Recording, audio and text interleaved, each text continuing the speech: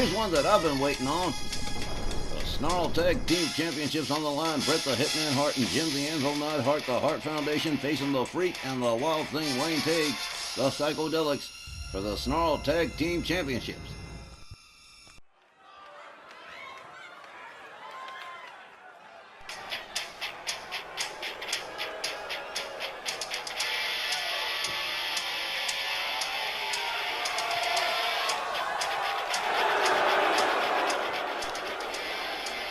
Bret Hart and the Anvil, with another golden opportunity to snag the Snarl Tag belts, but it's a way tall order against the Freak and Wild Thing, who have been unshakable as the champions.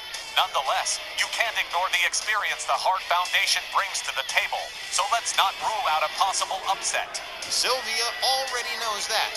It's why we haven't seen the Psychodelixx for a while, as they've been training for this match, determined to hang onto the Snarl Tag belts.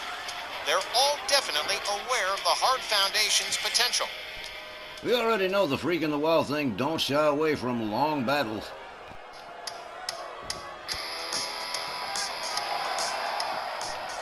What a busy night it's been for Sylvia already.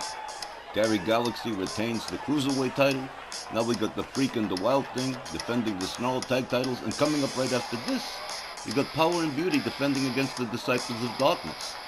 Boy, Sylvia Strong, I gotta tell you, she still might make Manager of the Year this year.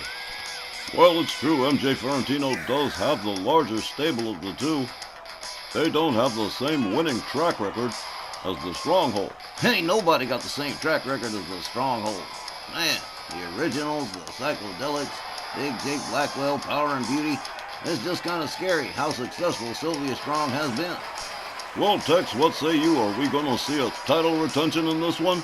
Can't really say for sure. Like we said, the Hart Foundation's long on experience. We'll just have to wait and see.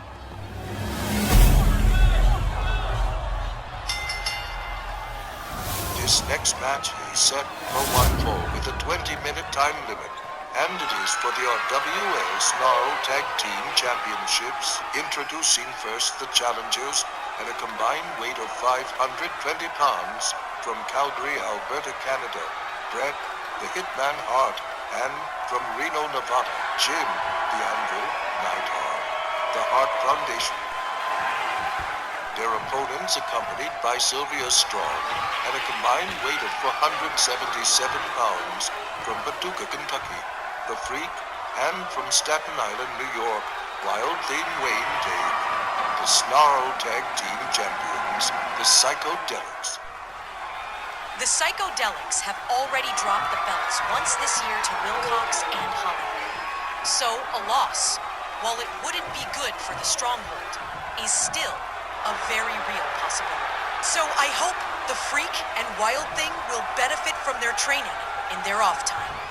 Well, let's find out, Christy. It's going to be the Hitman and the Freak starting this one off as referee Walt Rothburn rings the bell. Here we go. The Freak charges a headbutt like a damn rhinoceros. Wow. The Hitman puts on the brakes. The Freak shoves him back. Running punch, but doesn't make quite that much impact. The Hitman with the Dragon Sweeper, but the Freak delivers a couple of shots to the midsection. Got him up in a double choke, but the Hitman counters it into an arm drag. Well, now, Bret the Hitman Hart, inverted atomic drop to the Freak in the lower regions. There's a kick to the gut. There's a quick jab, a slap across the chest, another, and whoa, down goes Bret the Hitman Hart. The Freak already getting ready to go there. Big time senton right across the gut. The Freak covers, hooks the leg. 1, 2. Well, no good. I could have told him that wasn't going to work. The Freak moves back in on the Hitman, has him up. Oh man, gut wrench, power bomb. Turns it into a knee right to the chest. The Freak steps out. Here comes Wild Thing Wayne Tate as Bret the Hitman Hart rolls to the outside. He's momentarily stunned. The Freak moves him in, rolls him back in for the Wild Thing. The Wild Thing going after the Anvil. And now returning to work on the Hitman. There's a DDT, drops him right on the top of his crown. Wild Thing Wayne Tate. A chop across the chest, a right, a kick to the midsection, and a spin kick that drops the Hitman to the canvas again. The Hitman counters and shoves him away, misses with the overhand right. Wild Thing misses with the clothesline. The Hitman tags him with a shot to the back. Hard whip to the ropes for the Wild Thing. Big body drop. The Hitman with a kick to the back of the head. Wild Thing Wayne Tate. Locked up into a belly-to-belly suplex from the Hitman. The excellence of execution. Moves in right away. Quickly gets countered by Wild Thing Wayne Tate. Oh, nice toss from Wild Thing Wayne Tate. The Wild Thing rolls him over, goes for the cover, and hooks the leg one. Brett instinctively reaching out for the bottom rope. Walt Rothburn telling the Wild Thing he's going to have to break it up. Got to start all over from zero. The Wild Thing stomping on the hands and fingers of the Hitman. And so far the Psychodelixx are not faring too badly. Bret the Hitman Hart has been in trouble from the word go. Another set of stomps to the hand from Wild Thing Wayne Tate. Here comes the Freak again on the tag. As the Hitman gets back to a standing position, the Freak rebounds off the ropes, flying elbow. Takes the Hitman down to the mat again. Here's another cover. 1, 2. Oh, shut up! The Psychodelixx retaining the titles in what it might be the shortest tag team match I've ever seen. The time was 2 minutes and 38 seconds. Your winners and still Snarl Tag Team Champions, the Psychodelixx. 2 minutes and 38 seconds. You could knock me over with a feather. The Freak and the Wild Thing retaining the Snarl Tag Team Championships in pretty spectacular fashion, as if they had someplace they needed to be in a rip of a hurry.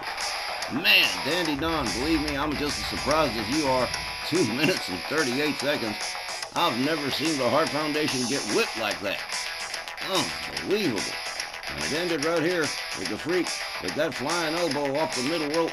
And it must have knocked Bret the Hitman Hart out. But the question is, where the hell was Jim the Anvil Neidhart? I guess he wasn't expecting that. We'll be back with more Helloween Brawl right after this.